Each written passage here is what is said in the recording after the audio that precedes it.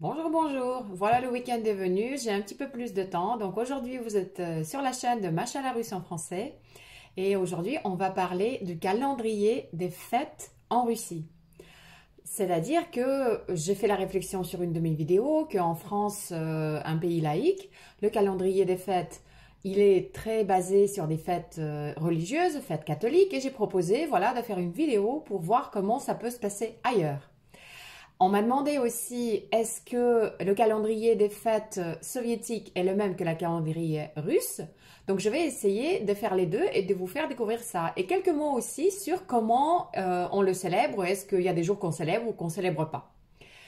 Après, j'ai sur ma chaîne déjà deux vidéos plus détaillées sur certaines fêtes. C'est-à-dire, j'ai une vidéo que je vous mets le lien en dessous sur les fêtes de Nouvel An et de Noël et une vidéo sur les fêtes dites de genre qui se passent surtout au mois de février et au mois de mars.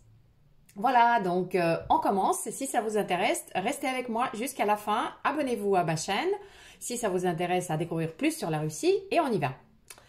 Alors, la première chose que je vais faire, c'est que je vais vous montrer ici un calendrier des fêtes de l'Union soviétique. Donc, j'ai pris un calendrier de 1985 et vous voyez ici qu'il y a 6 jours fériés au courant de l'année. C'est des petits chiffres rouges. Par exemple, vous voyez le 1er janvier ou vous voyez le 8 mars. Donc, quand on va découvrir le calendrier actuel, je vais faire mois par mois et on va voir un peu qu'est-ce qui est resté, qu'est-ce qui n'est pas resté. Bien évidemment, au cours de l'Union soviétique, le calendrier a bougé un petit peu, il y a eu des choses qui ont été changées, mais le fait qu'on a eu la révolution en 1917 a fait que toutes les fêtes qui existaient avant ont été enlevées et les nouvelles fêtes arrivaient petit à petit avec les nouvelles occasions, on va dire, du nouveau gouvernement. Donc moi j'ai pris 85 parce que j'étais déjà née, je me souviens déjà de cette année, donc voilà, c'est pour comparer un petit peu. Et je vais en résumé vous dire également que donc si je compare en gros le calendrier des fêtes soviétiques, donc il y avait 6 jours, aujourd'hui on a 14 jours dans le calendrier des fêtes voilà, de la Russie actuelle. Et le premier mois qu'on va découvrir avec vous, ça va être bien évidemment le mois de janvier. Alors ça, c'est le premier mois que je vais vous mettre ici. Donc quand vous voyez que les dates sont en rose, comme mon blouson là, ça veut dire que c'est une fête qui existe que dans la Russie moderne. C'est une période qui existe que dans la Russie moderne. Si c'est en rouge, ça veut dire que c'était bien aussi la fête à l'époque soviétique et c'est resté jusqu'à maintenant. Donc vous voyez bien ici que à l'époque soviétique, c'est que le 1er janvier qui était férié, tandis que là, ça s'appelle les vacances de Nouvel An. Voilà, les vacances de Nouvel An. Et il y a une date dedans, qui est la date de 7 janvier, qui est un peu en dehors de tout ça, qui est la date qui est célébrée comme, voilà, comme la date de Noël. C'est la seule fête officielle liée à une religion, mais qui se cache quand même dans ce long période de vacances du mois de janvier. Donc, ça va être un petit peu ça. Et sur d'autres mois, je vais vous expliquer aussi comment on change un peu de date et qu'est-ce qui se passe quand la date passe au week-end. Parce que là, vous voyez que le 1er janvier, ça tombe un samedi. Et ça veut dire que quelque part, cette date devrait être récupérée. Ça veut dire que les gens, ils vont pas perdre cette date si ça tombe un jour férié, un samedi ou un dimanche. C'est-à-dire qu'ils vont la récupérer ailleurs. Et on va voir avec vous où. Donc voilà le premier mois vu avec vous. Et le deuxième mois, ça va être le mois de février. Alors le mois de février, la petite date en rose, c'est que le 23 février. Ça n'existe que maintenant. Ça n'existait pas en Union soviétique, même si à la base, ça a toujours été la fête de l'armée, sauf que c'était une fête professionnelle, on va dire comme ça, et qui n'était pas un jour férié pour tout le monde. Mais après, c'est devenu la fête de la défense nationale, quelque chose comme ça, la fête des hommes, comme je l'explique dans ma vidéo sur les fêtes de genre, la fête des hommes, un peu, et c'est devenu un jour férié. Le mois prochain, ça va être le mois de mars. Et le 8 mars, la fête de la femme, ça a toujours été un jour férié, aussi bien en Union soviétique que dans la Russie moderne. Et là, vous commencez à voir des choses bizarres. Alors regardez bien, le chiffre 7, il est rouge. Ça veut dire que on ne travaille pas. Par contre, le chiffre 5, un samedi, il est noir. Alors qu'est-ce qui se passe? En fait, pour que les gens ils puissent avoir une espèce de pont, qu'est-ce qu'on fait? On transmet cette date sur une autre date. Donc en fait, on est de repos le 7 parce qu'on travaille le 5. Mais comme ça, on a 3 jours de suite. Donc voilà, ça se passe comme ça et c'est un peu la coutume chez nous. C'est un peu comme ça que ça se passe.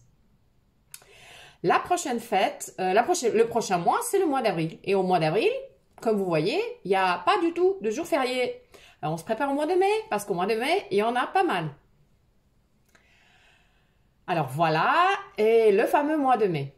Alors, il y a 2 chiffres rouges, très rouges, parce que c'est le 1er mai, qui est le jour du travail. Il n'y a aucun rapport en Russie avec le muguet, juste pour info.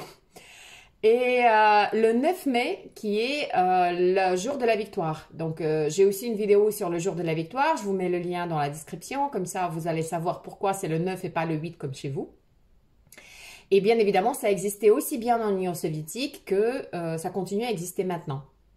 Mais on a aussi le 2 que vous voyez qu'on se repose et le 10 qu'on se repose. Parce qu'on récupère les jours. Là, j'ai peur de me tromper, mais je crois qu'il y en a une qui récupère justement le 1er janvier et puis il y en a une autre qui récupère autre chose. Après, je vous dirai peut-être plus en détail, mais ça se passe comme ça. Donc du coup, si vous voulez prendre des vacances, parce qu'il y a une semaine, on va dire il n'y a que 4 jours entre les deux, ça va vous faire du 3 au 6, c'est officiellement des jours travaillés. Après, on a le week-end officiel. Donc, si vous prenez du 3 au 6, vous allez pouvoir vous reposer à partir du 30 avril jusqu'au 10 mai, ce qui est vraiment pas mal.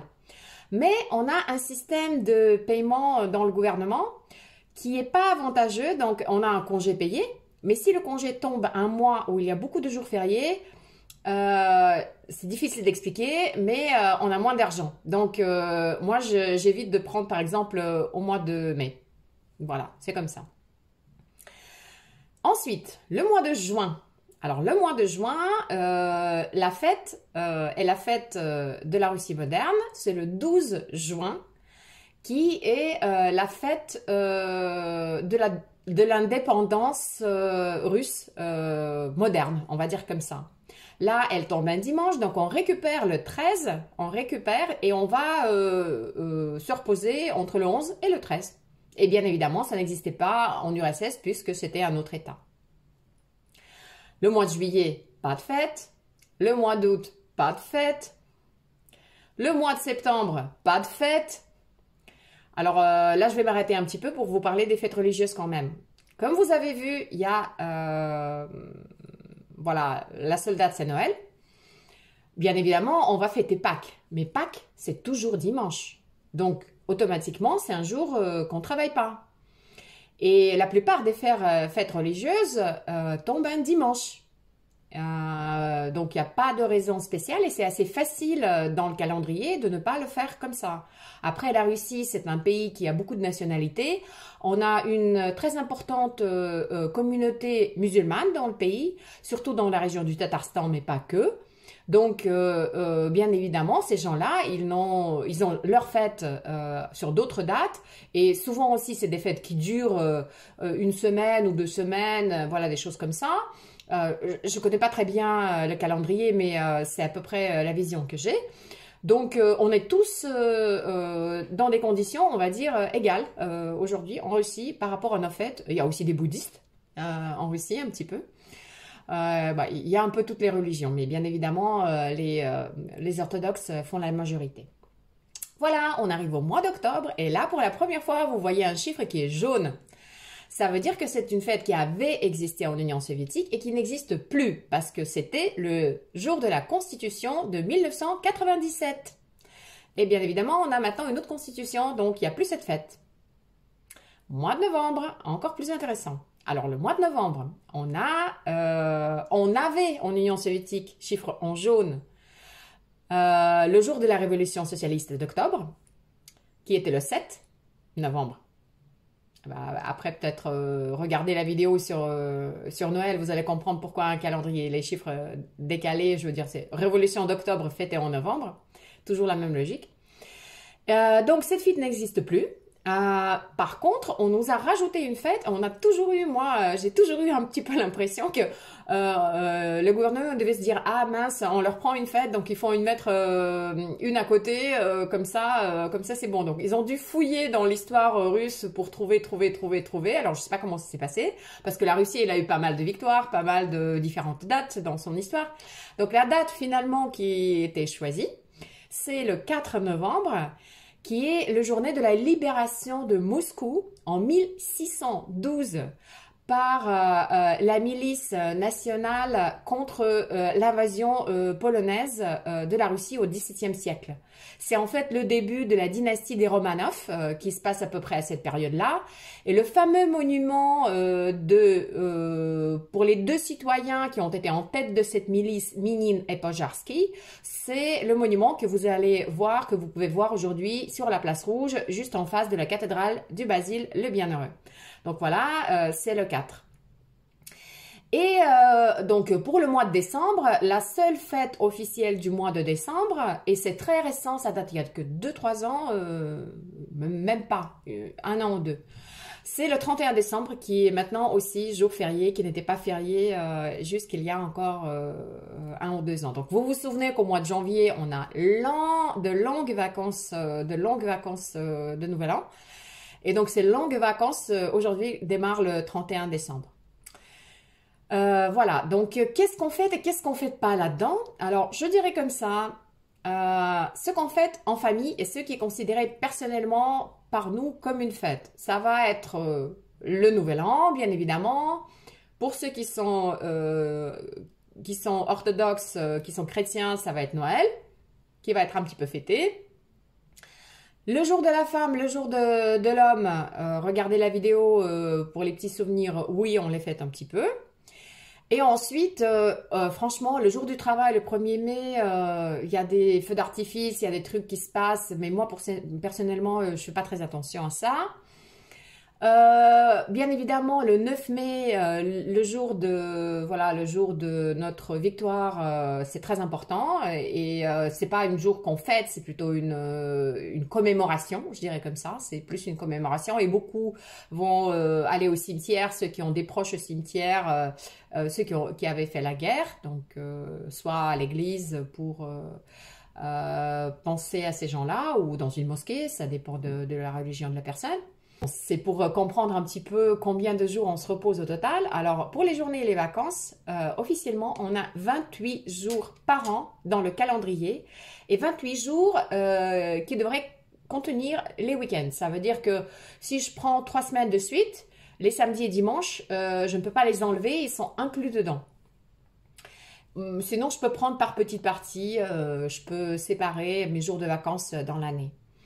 Il y a des professions qui ont plus de vacances. Par exemple, les professeurs à l'école ou à l'université, ils ont 45 jours de vacances. Il y a d'autres professions qui peuvent être plus difficiles, etc., qui vont avoir plus de jours de vacances parce que ces gens-là, qui sont peut-être dans des industries difficiles ou des choses comme ça, qui ont plus besoin de se reposer. Donc, ils vont avoir officiellement dans la loi plus de jours de vacances. Mais en général, c'est les 28 jours de vacances et on n'a pas de système qui va nous rajouter des jours. Donc, on n'a pas des 35 heures, donc forcément, on ne va pas cumuler les heures pour faire des jours de vacances en plus. On a la semaine de travail de 40 heures et on n'a pas le système avec l'ancienneté, les années travaillées qui nous rajouteraient des jours de vacances. Donc, on va rester avec ce qu'on a, plus les fêtes. Mais moi, je trouve que c'est déjà pas mal, même si j'ai une copine qui est partie travailler en France. Bonjour Nina, et qui me dit que depuis qu'elle est là-bas, elle se repose beaucoup plus qu'elle le faisait quand elle était là. Voilà, donc j'espère que ça a été intéressant pour vous, j'espère que vous avez appris des choses, et je vous ai promis encore une vidéo sur les fleurs, et ça va être la prochaine. À très bientôt, salut!